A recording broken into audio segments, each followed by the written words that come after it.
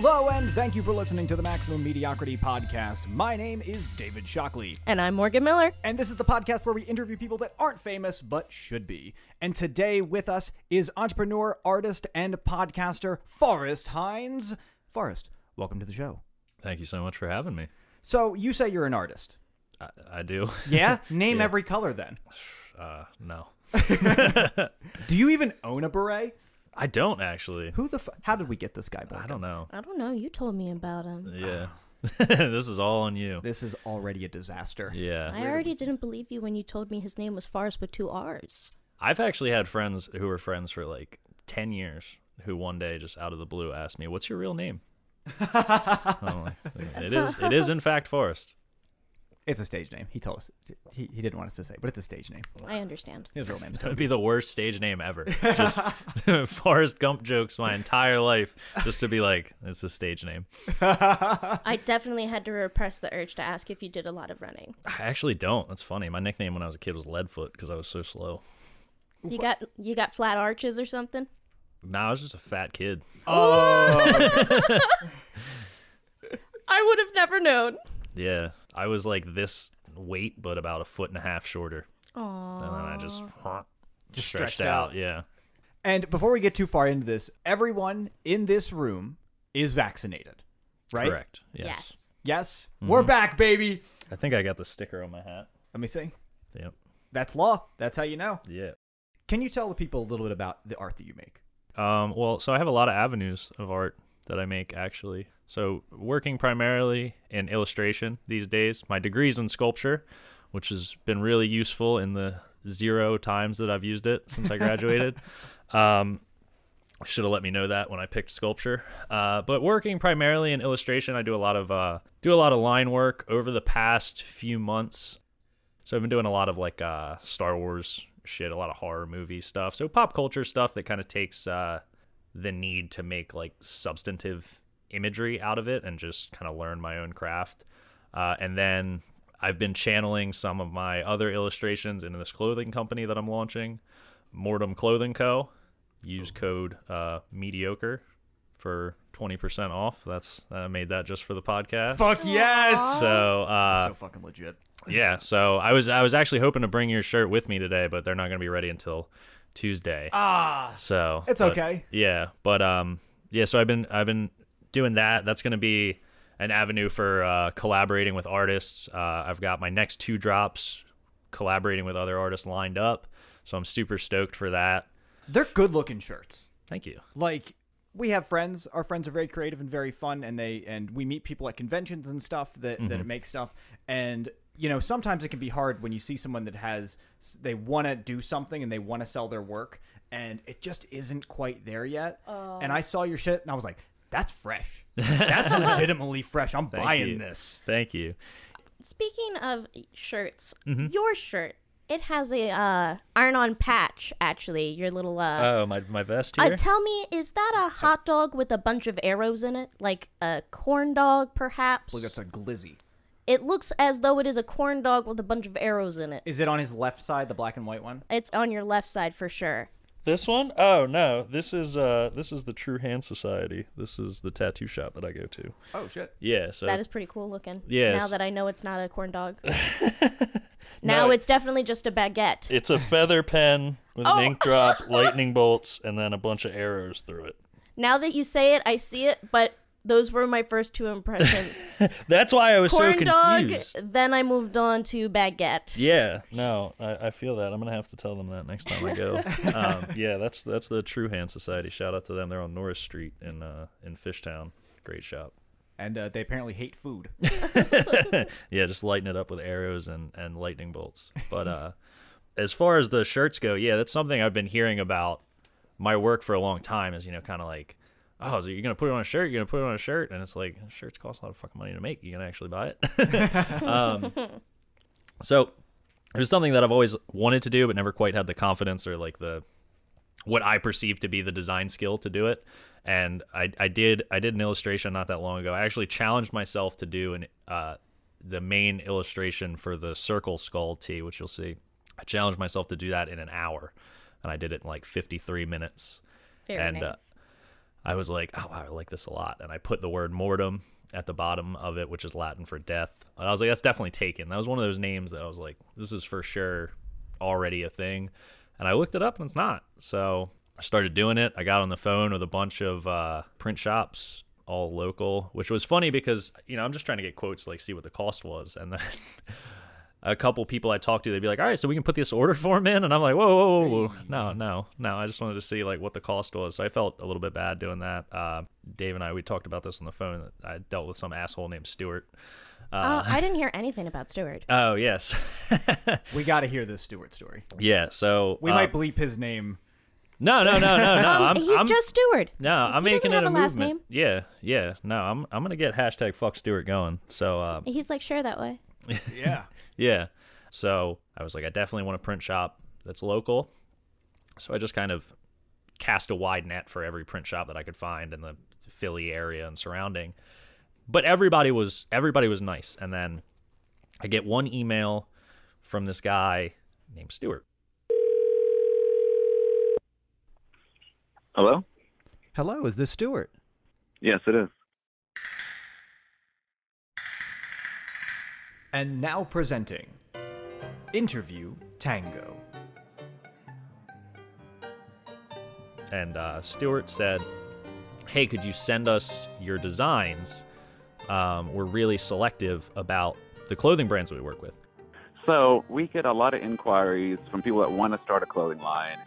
And below the email, like, could we see your designs? He was like, oh, also, have you read my article on why starting a clothing brand is a bad idea and why you shouldn't do it? So I wrote this initial article, put it up on my blog on the Bacour.com. And when we have people email in and say, I want to quote, I'm starting a clothing line, I almost always say, you need to read this article. And it's this like super long-winded, just like terribly written article about how you're an idiot for starting a clothing brand just because of the bad experiences that he's had with other companies. Like, there's one guy I worked with wanted to start a clothing line to help koala bears, and he wanted to raise funds for koalas. And I remember him being so passionate about it and then just wasting his money. He made the mistake of chasing a trademark for his design when he was first starting out, and he spent all his money on that trademark, and that effectively killed his business because he didn't have any money left to actually invest in shirts. Off the top of my head, one guy had spent like $4,000 on shirts, and they asked him like, how are you going to spend it? Or how are you going to sell them? And he was like, I don't know, we'll figure it out. And then I think one company had like just gave up and like didn't even pick up a big crate of shirts or something like that. But just the tone of it was all so like, I'm better than you, like you're so dumb for starting this. It was like, as an entrepreneur, I hate to see others pursue a misguided business model when I have the knowledge to say, you shouldn't do this. Obviously, clothing brand, it's a business. Starting a business is always a scary idea, and I think that everything that he said, had it been phrased just different, would have been totally fine. I would have been like, all right, you're kind of jumping out of the gate hot, but it could have been written in a way to where I wasn't like, all right, fuck you, dude. And, I feel kind of harsh, but like, we don't have any long-term clothing line customers because they don't last long. Even the ones that have funding don't last. Even the ones that, we have one client that seems successful, and he opened up to me the other day and said he's barely making any money with it. But yeah, so I blasted that dude out on my own podcast, and I'm going to continuously use hashtag fuck Stuart sporadically. So help me get this clothing brand off the ground so I can shut this dude down.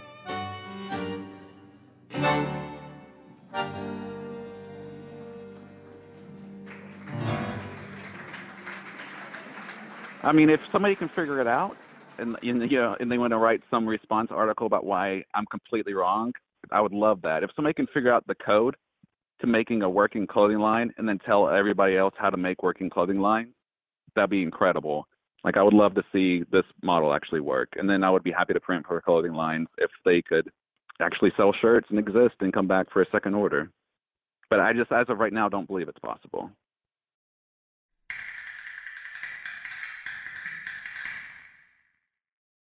So who else is helping you with the business, this little business venture of yours?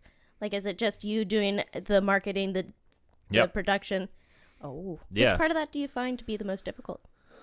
I would say that balancing it all is the most difficult. I think that's why people typically think that something like a clothing brand is such a bad idea, or any venture in art really is. People in arts are kind of notoriously bad business people because the business side of art can be a whole nother job, but making art in itself is a job. So And they're not similar jobs. they're not similar jobs at all. So compiling those two and managing those two is the hardest part. I could sit there and do 1,000 designs in a week, but if I don't market them properly, or I don't get the cost to make them from the distributor, or all of those little different intangibles. So, and I've never heard a single business person say artists make the great businessman. no, it's quite the opposite. I don't think anything's been exceptionally hard so far. I'm obviously very early into the venture, but I think that balancing it and making sure that I don't let one piece of the puzzle get lost has been the biggest challenge so far. How much furry porn have you had to make to support yourself? None yet. That's a lie. I have sold work to furries. They just tell you they're furries. It's pretty transparent on their Instagram when they reach out to me. Yeah. But I feel like there's no like casual furry when it comes to that side. But I could be wrong. I don't know anything about that. But No, you make a great point. I've never met a casual furry. yeah, I feel like that's all or not. Like I would think that you would have a separate Instagram just for that. That's like a business in itself. I maybe. agree. But Yeah. the only furry that I know that I've met and know is a furry, they don't have separate accounts for that either. Really? Yep, it's just their furry one. Oh, I accidentally walked through a furry convention in Pittsburgh one time. Yeah. Was it super fun? I didn't experience it that much. It was kind of one of those things that was like, oh, there's a guy in an animal suit. Oh, there's another one. Oh shit! And then you kind of, it was right at the beginning. So I was in Pittsburgh for a convention, and it was taking place at University of Pitt and Carnegie Mellon. I was with a group, and I was like, oh, let's just cut through this park, like because we were going from Pitt to Carnegie Mellon, and we're walking through, and they're kind of setting up, and so it's just a lot of people setting up tables, no suits or anything, and then like I said, you see the first one and then the second one, and then they start like putting up the banner, and you're like, oh shit. Yeah, so They're multiplying. yeah. I didn't experience it firsthand. We want Per you, se. Forrest. Your suit's in the back. Yeah. You're North Pacific Ocean Otter now. One time I actually almost got like indoctrinated into the furry thing. Do they have like what is it, like the Juggalo Fago shower? Do they have something equivalent to that? Excuse me? Yeah.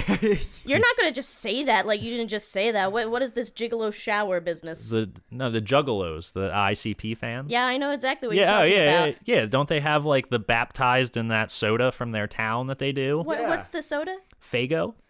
Oh. Yeah, I'm pretty sure that's like to become an official quote unquote juggalo. I think they like douse you in that soda because that's like a big That thing seems for them. I thought that their whole thing was picking up the hatchet. That seems so like anticlimactic in comparisons. I feel like you'd lose a lot of members though if the indoctrination was like throwing a hatchet at you. So perhaps well, I mean, why isn't it they just all go axe throwing? Why isn't that how it starts? That's a good way to do it. I'm just saying, it's like their whole. they could have started that industry. They missed Yeah. out. Dun, Speaking dun. of starting a business. Yeah, it was right there for him, and then nobody picked up the hatchet for that. Oh my god! And there was this whole clown bonanza, like in what year was that? That was like 2015. Yeah. Yeah, like 2016, 2015.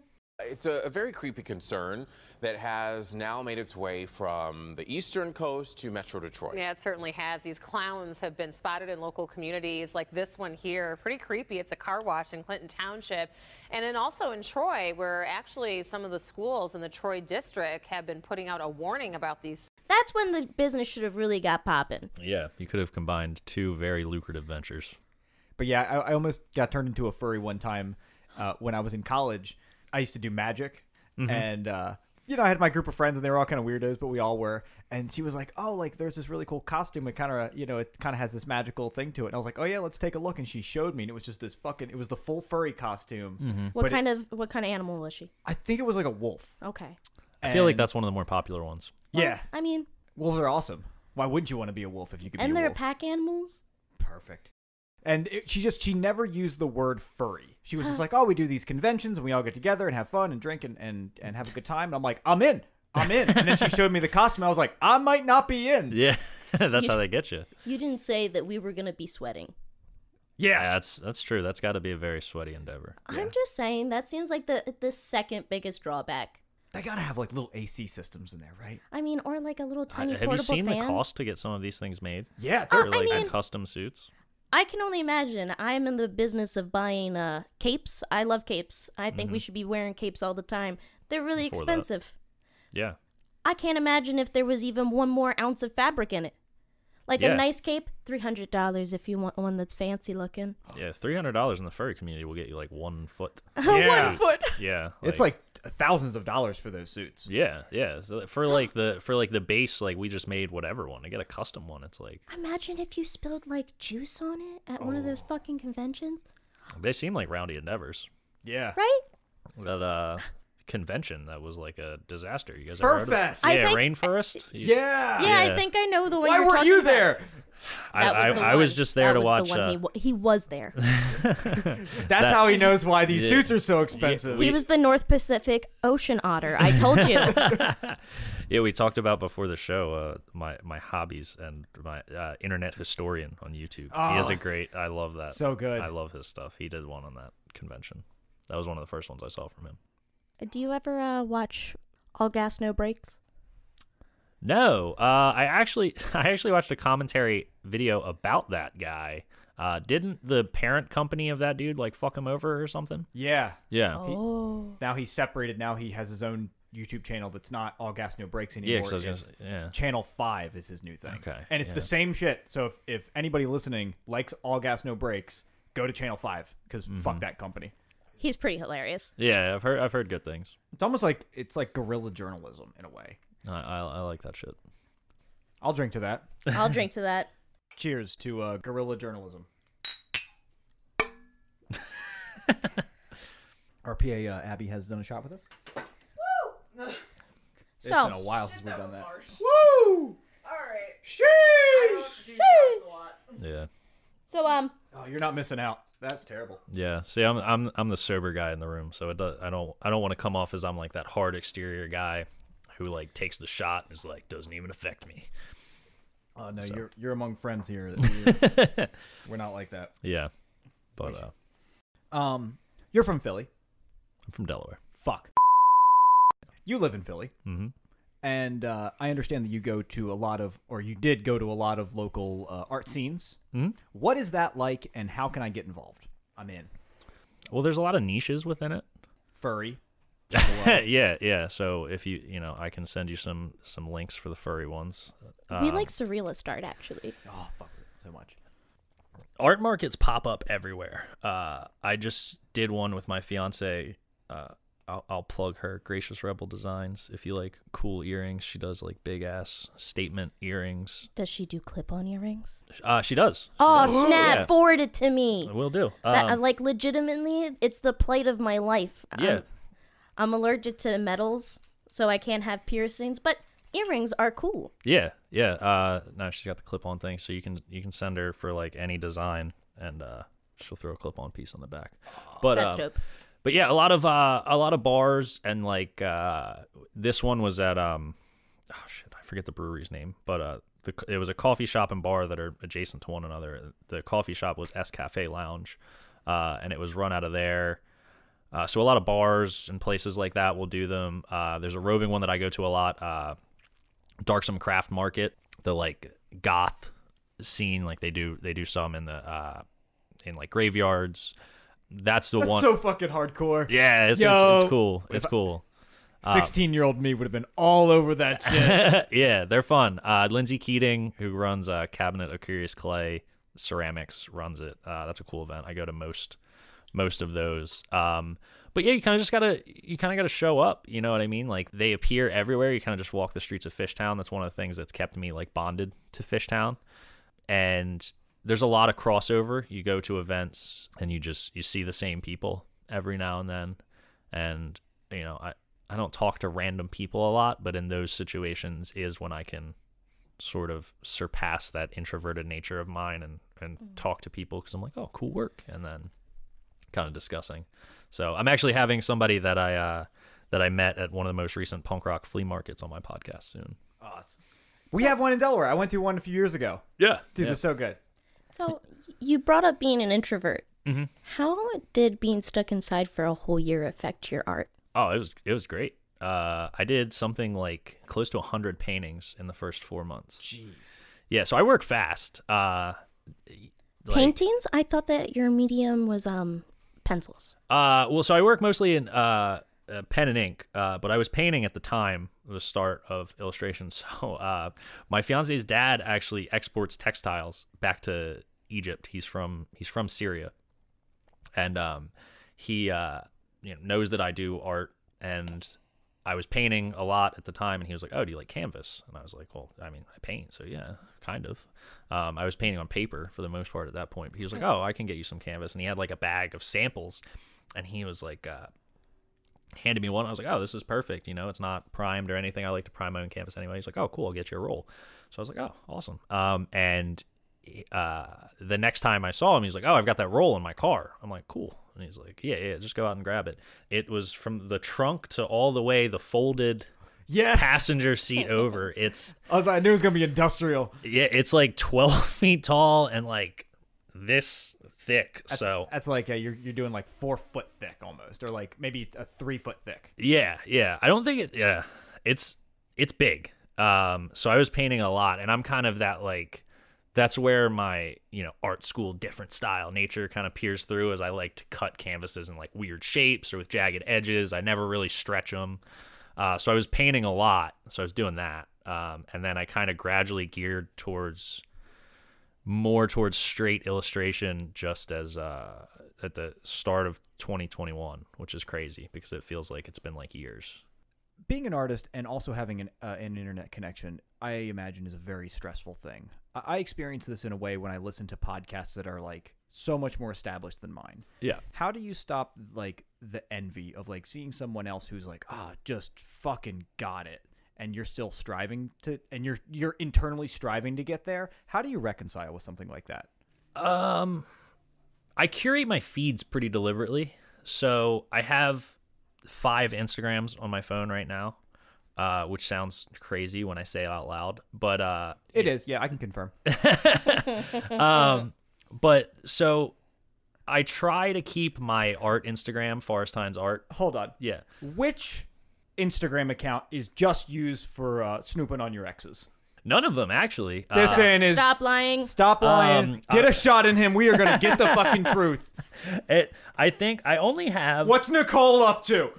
I think the one that I would use, I think I'm blocked by my one ex, so I can't even if I want to. Man, that is a real bummer. I know. Shit. Yeah. Can't keep up with the Joneses that way. No. You can use my account if you need to. Okay, that's cool. We'll see what she's up to.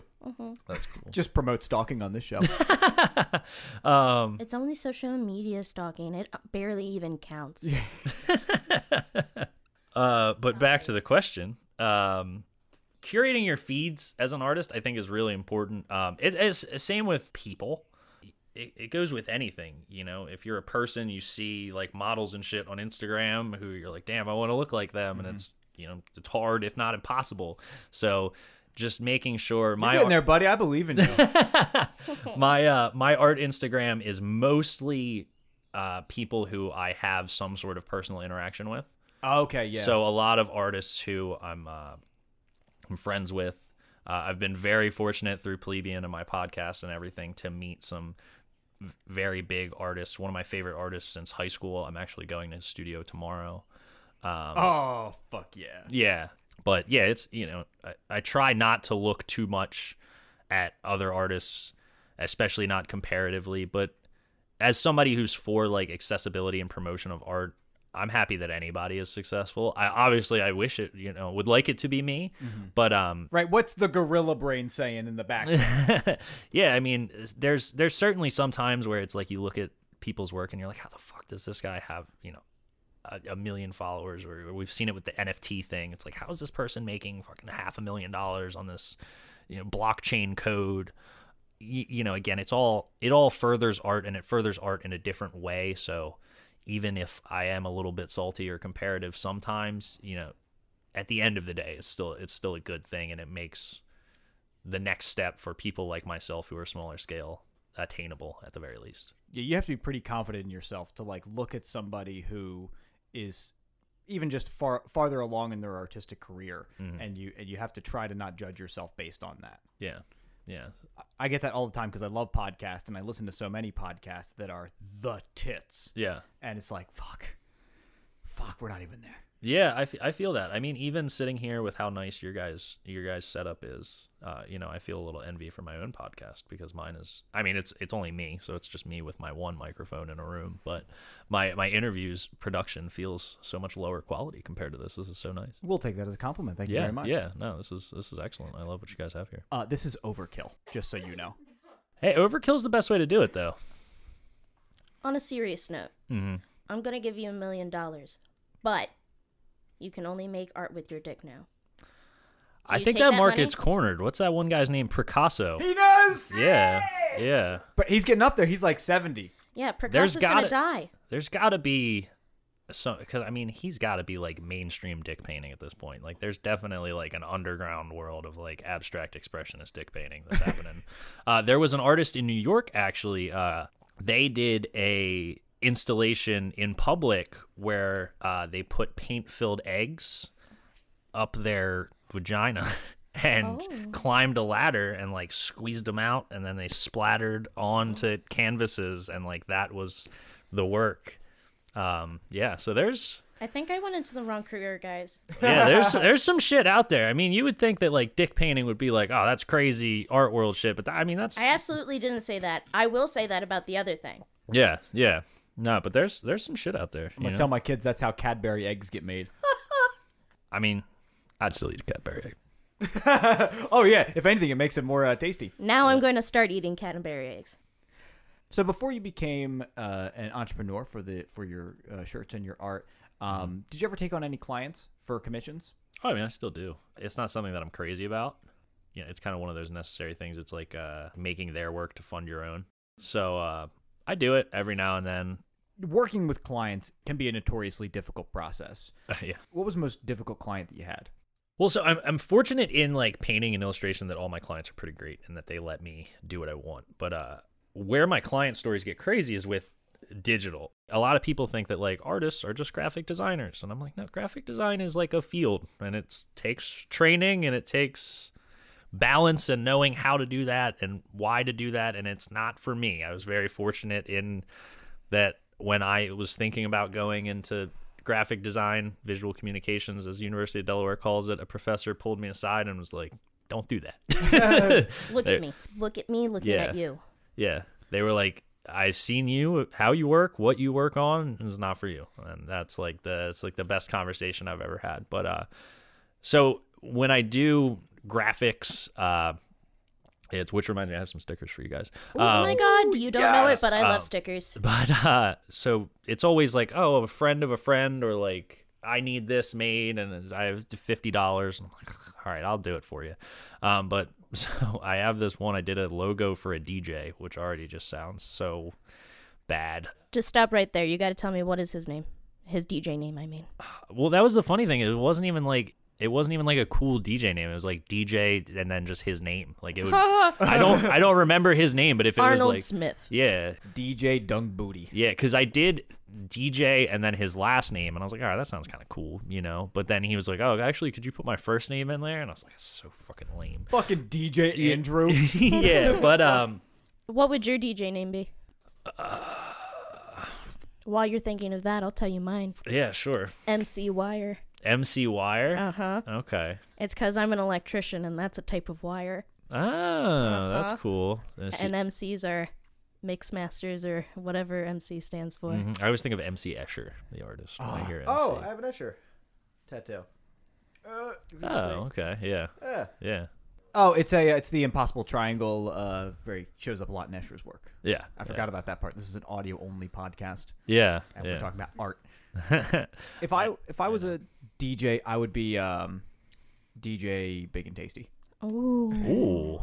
I bet you that's taken. It's got to be taken. That's got to be taken. All right. Bring us home, Forrest. DJ Boba. Boba? DJ Booba? Yeah. or DJ Bubo. Bubo. I like Yeah, yeah. DJ I was- Bulbous Toenails. Yeah, so Boba because I'm a Star Wars nerd, Bubo because I've been learning about the Black Plague, and that's what they call the sores that rise up when I you get it. I really thought you were talking about tea. Like the tea. Oh, now I don't want to do it because I don't like that shit. It's just gelatin. DJ Django. With that. Oh, Unchained. Oh, damn it. Shit. What's another Mandalorian? This is a fun game for me. Should we isolate maybe some audio for him just in case you ever go into the DJ field? Maybe we can hit him with like a DJ Boba. That's for you. That's free. I'm sure I could dig up an old iPod. It's got a shuffle button. I could be a DJ. That's it.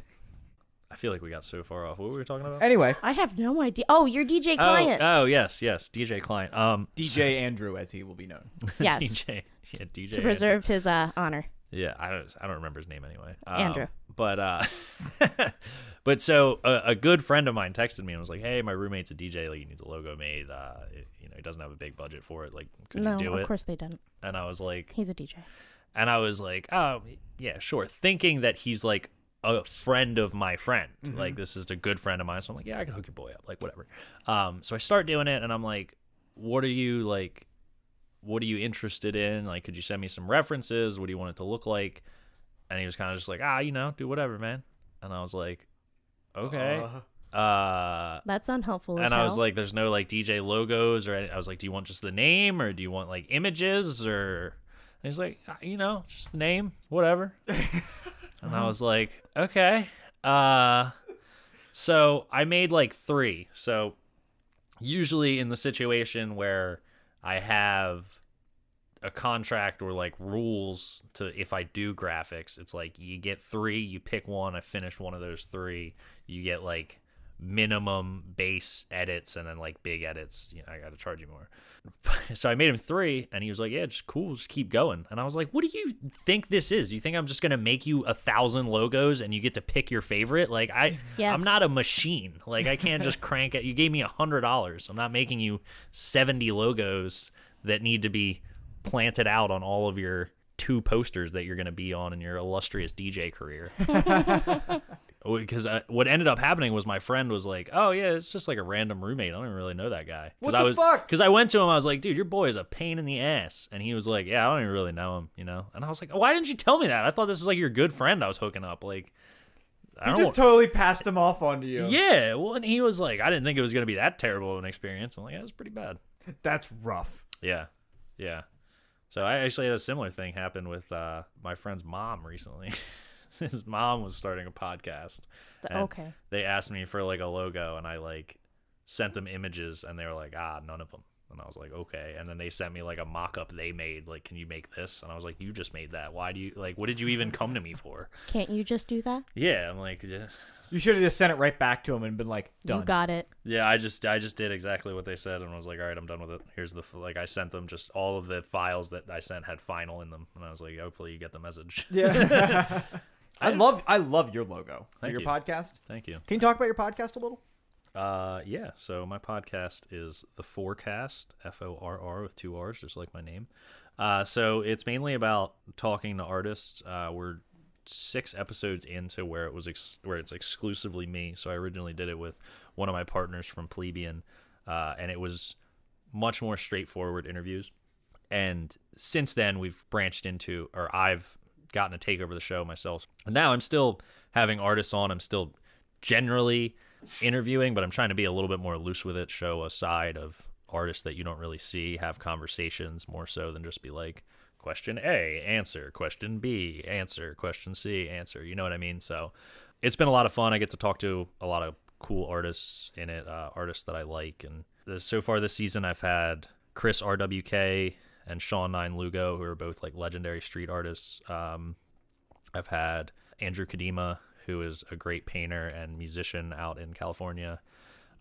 Stephanie Barstow, who is a sticker artist who I have plastered all over my water bottle. And then I just had Ben Venom on, who is a ridiculous textile artist. He like sews these crazy tapestries and custom jackets with wild designs. His work's so cool. And then my next one is Jason Seiler, who is he did the Time Person of the Year cover of Biden and Kamala. Oh, Yeah. So whoa, that's yeah. big. Yeah. So he's a good dude. What I like so much about your podcast when I was listening to it is that you interview so many visual artists, and that's I was ignorant to this point until I started listening that I have very rarely heard interviews from visual artists because if I'm going to check out their stuff, I'm going to look at the work that they've done, and then I'm going to judge it based on that. Yeah. And I really like that it's legitimately a fresh perspective. Yeah, and it's one of the biggest things about art, especially in an era where everything is so like conceptually driven, and this work is meant to do this or to this. But one of the biggest things for me has always been process and how work is made and what you're thinking when you make it, as opposed to what the piece is supposed to symbolize. So getting to talk to people about sort of the state of their medium or the style that they work in, the process in which they're making it. A lot of, especially the street artists that I have on, a big thing about street art is collaboration. Chris RWK, who is one of the guests that I've had on this season, he actually started a site way back around 2000 called Robots Will Kill, and that was like one of the premier sites to where graffiti artists could anonymously share their work back in the day. So just getting to hear another side of artists that you don't really get to hear. Yeah. And it really shows you how much work goes into every single detail of the work, of the art. Yeah. Love the show. From a research standpoint, I also love the 15 minutes at the beginning. Oh, thank you. Yeah. It's just 15 minutes of you talking, and this is how you feel. And I'm like, all right, you cut that in right there for me. Yeah. Thank you so much. Yeah. I set a timer on my phone. The first time I did the 15-minute, I recorded it for the first time, and I had like a sheet of things that I wanted to talk about, and I stopped myself at like 38 minutes. And I was like 2 points of like an 8-point list. And I was like, I've got to figure out a way to get through this faster. So I was like, what can I do? So I set a timer on my phone, and then I did it the next week. And so now it gradually became like the 15-minute is what I call it. I love it. It's my favorite part. In one of your 15 minutes, you talked about NFTs. I did. And specifically, you said that you don't get NFTs. No. And when I first heard that, I remembered all the times that I've like told people that I was an artist, and they said, I don't get art. Like, you can just splatter paint on a canvas and it'll sell for $1 million. Yeah. And not to detract from you, but I was like, oh my God, it's happening all over again. Yeah. Have you come to an understanding of NFTs since then? No. So I mean, I guess I know what NFTs are. I actually don't. Is there any way that you could tell me what an NFT is? So an NFT is essentially a line of code generated on the back end to verify that a piece of art is legitimate. So they call it minting an NFT. So you would do it similarly to the way that you would make a coin.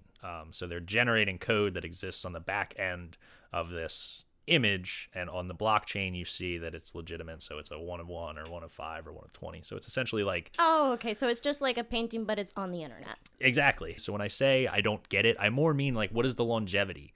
Like, why would this value decrease or increase? It seems like, to me, what a lot of crypto is, and I'm sure somebody's going to tell me I'm an idiot or a jackass for this, but it's arbitrarily assigning value to something, which I guess you do in anything. But in a lot of ways, it could, something physical like art makes sense to me in that the artist dies or the artist only makes one piece a year, and that value increases because of lack of availability. Or, if they're dead, they're never going to make a piece again. Only 10 pieces survive. That's why Da Vinci's are worth so much money. So the thing that I don't understand is, like, why would this value increase or decrease? Is this just essentially another transition of what cryptocurrency is? Like, mad props to all of the artists who are cashing the fuck out on this. But, like, I don't understand why this has substance. Yeah. Actually, speaking of value, at the time of this recording, the original Doge meme, that sold as an NFT for $4 million. Scandalous. Dorsey's first tweet sold for $2.9 million. And I don't, like, people have talked about seeing versus like owning a physical piece of art, like the Mona Lisa is the example that's prevailed. And the thing that I've used to kind of defer the point of like, you can see it versus you can own it, because I always talk about a lot of these NFTs you can see as like a JPEG. Yeah. Like, I could see it right now. Like, I could see a screenshot of Dorsey's first tweet. So, like, what's the difference between what I pull up on my Google search and what this person who just spent $2.9 million has. Yeah. Is it just a line of code? Because who's going to see that? Or like, what makes that have worth? And like a physical piece, you know, if I own it, like nobody can see it, and then that value goes up. Or like I get to choose where it's seen. It's like that Wu-Tang album. Yeah. Protect your neck. Wu-Tang Clan, they produced an album and they sold it to one guy, and that guy has chosen to never release it. Oh my God. He paid millions for it. Yeah. What if it like just secretly sucks really bad? He's just kind of embarrassed. But it could suck. And I mean, at this point, that guy could release that for crazy amounts of money. Like that value to me makes sense. But like if I can just pull up a picture of it on the internet and the experience difference wise is minimal, if anything, like why is what you paid $2.9 million or however much money on, why is it worth that much money? Yeah, it's so hard to argue for or against NFTs for that reason. The same reason it's where it's like you can, I want to say this, the Mona Lisa, it's like you can technically buy like the Mona Lisa for millions and millions of dollars, or you can look at a picture of the Mona Lisa for free. What is the difference? Yeah. It's all the same, and it's infuriating. Yeah. But I mean, with the Mona Lisa, there's different photo qualities, the Different interpretations. There's, you know, they've shown light through it to find the underpaintings. They could suddenly say nobody gets to see it in person anymore. Like they could hide it like that Wu-Tang album. So like there's little things that can affect the value in there that I understand. But with NFTs, there's no difference. I think it's a perceived value. It's this weird like projecting value. Well, and that's kind of what I don't understand is like, does your perceived value or what we're perceiving this value to be have longevity? Like, like, no, who knows? Like that's the whole point of an investment is it's not supposed to be just like buy it because everybody's buying it. An investment is supposed to be like this is going to have value that will appreciate, so I can hold it, and if I choose to sell it, I can make a profit on it.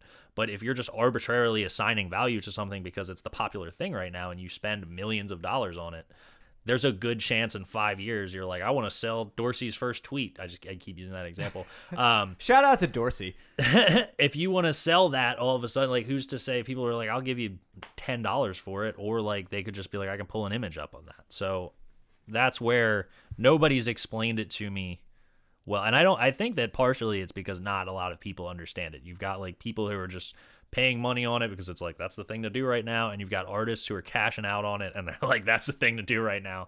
And as long as it doesn't seem like super desperate, there are some artists who I've seen who are like, I'm minting my work as NFTs, and it's like, come on. Those fucking sellouts. Yeah, just like doing it because it's the thing to do. Yeah. I don't know. Everybody who's explained it to me has arose like for every one question they've answered, they've added another 10. So, Morgan, I want you to guess how much was the most expensive NFT? How much did that sell for? Do you know this answer? Is this Beeples? Yeah. Okay. Doge sold for $4 million, and that was a big fucking deal. $10 billion. Holy shit! Okay. Wow. I definitely didn't expect you to go over. Yeah. The artist Beeple sold the most expensive NFT for $69 million. Well, now I sound like an asshole. I guessed way too high. Yeah. But, like, that's not out of the realm of possibility at this point. I will say for all the people who are doing art NFTs, Beeple does it right. He does frames with QR codes for like the code, and you get like a physical thing that has like a digital playback of the piece. The one that sold for $69 million was like a collection of all his work because he doesn't miss a day. He posts every day. I mean, fuck, I would be too. If my shit was selling for the amount that he's selling. Well, yeah. I mean, I don't know what the value of his work was prior to that, but yeah. Beeple's, I respect Beeple. I was reading that, like, before NFTs, he was selling his work for, like, $100 a pop. Yeah. Prints, $100 a pop. Now the man's a fucking millionaire. Yeah. Hey, Beeple, I DM'd you when you were still selling work at $100 a pop. You never answered me, so hit me back up. Yeah. Left me on red, you son of a bitch. Didn't even leave me on red. Oh! He didn't even open it. Yeah, yeah. It's just one of those notifications that meant nothing to him. Just swiped away from that. Yeah. It sucks. I bought an NFT for the purpose of this show and to do some research. Oh, I'm sorry. I bought. I want to tell you, kind of walk you through this, and I want to play a game. Okay. Because Morgan doesn't know the answer and you don't know the answer. I bought an NFT. The NFT itself was listed at $0, and I want you to guess how much to receive the NFT, how much it cost. The NFT was of a picture of Bullet Kentucky whiskey. I believe Kentucky. Yeah, Bullet whiskey. It was $0. $0. Okay. Which is also zero ETH, zero Ethereum. I was going to say, did you pay in Ethereum?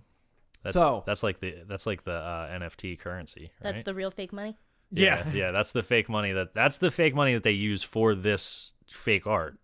There's other fake monies, but what is this world we live in? It's so confusing. Yeah. There's too many monies. It's too many monies. So keep in mind, I have to convert my dollars into Ethereum, and I have to pay for it on the website. All right, I have my answer. Okay. $35. How much? 35. 35. How much do you think? See, I don't know in dollars because I was thinking that like a lot of the NFTs that I was seeing were like a quarter or like a tenth of an Ethereum. Well, we're doing dollars now. All right, that's fair. $100. $100. You assume we have a lot more money than we do for our research. Well. All right, so we start. I'm going to walk you through it.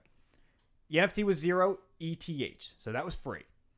Oh. To get it, to actually purchase it, I have to pay a $20.08 gas fee. What? Gas fee, okay. So they call it a gas fee. Basically, it's like a service fee. So the amount of, I guess, all the processing that it takes to host and all this. Which has its own ethical dilemmas, potentially. Yeah. Calling it a gas fee was a bit on the nose, I kind of I would change the name if I was in the NFT world. They're like, it's fine. They'll never know. Yeah, like a flower fee or an environmental protection fee. Something good. This shit is run like Ticketmaster. You should know. Yeah. So I have to. So I gotta pay about $20. Okay. So to do that, I have to get Ethereum. Okay. To convert my Ethereum into dollars, there's a fee for that. So I wired myself. It's called a wire fee, WYRE, not like a wire transfer. Oh. Okay. So I put $20 into my little digital wallet. Yeah. Mm-hmm. That just doing that cost me $7.03. Oh man. I love these small penny decimals at the end of each transaction. It's never just $7 and it gets you with another 3. Yeah, and that fucked me over because I thought it was $20 to buy the gas fee, but no, it's $20.08. I only put $20 in, so I went, fuck, I have to do it again for more money. And is there which like hit a me with minimum another $7.03. Is there like a minimum you had to put in? Yeah. So I put in another $20 overall. So what are you gonna do with that 1992 that you have just living in there now? I have no fucking clue because I can't buy anything that's $20 to convert. So I have 19 in. The overall price was $34.14. Damn. God. Yeah. I'm impressed with me. It should be. For reference, to buy that actual bottle of whiskey would be $32. Wow. I paid more for a picture of the bottle that you don't even get a physical picture of. Yeah, I have to download it myself. You have to download it yourself and pay for ink to print it. I'm sure this makes sense, but NFTs sound fucking dumb. Yeah, I mean, look at all this fabulous art and images that you have. I'm touching it too. Throughout the house. Yeah, and I'm sure that the buying process was about 1,000,000 times easier to get any of this. So much. Fuck NFTs. It's a whole thing's just for sellouts. God damn it. I knew it. Which is why on this podcast we are officially releasing our first NFT. Ah, perfect. The most maximum mediocrity thing we could do. Yep. We're going to release our one and only Maximum Mediocrity Podcast NFT. Would you like to own a piece of Maximum Mediocrity lore and history? This NFT shows the first public face of the Maximum Mediocrity Podcast that has been revised and changed in the ever-evolving podcast landscape. That read was going so well. I know. It was too good. That's why it happened. Yeah. You will notice the original seafoam green background with the pop art splash that was later changed to reflect a more modern show. This is an original NFT with no copies, and you can have our word on that. So if you have this one, you have the only one. This NFT is available only on OpenSea.io. Just keep an eye on those fucking gas fees. They are rough. And then after you buy it, that's yours. We'll post the link on our social media accounts, see if anybody wants it. I got to know what it's like to sell an NFT. I'm sure it's equally as grueling as buying it.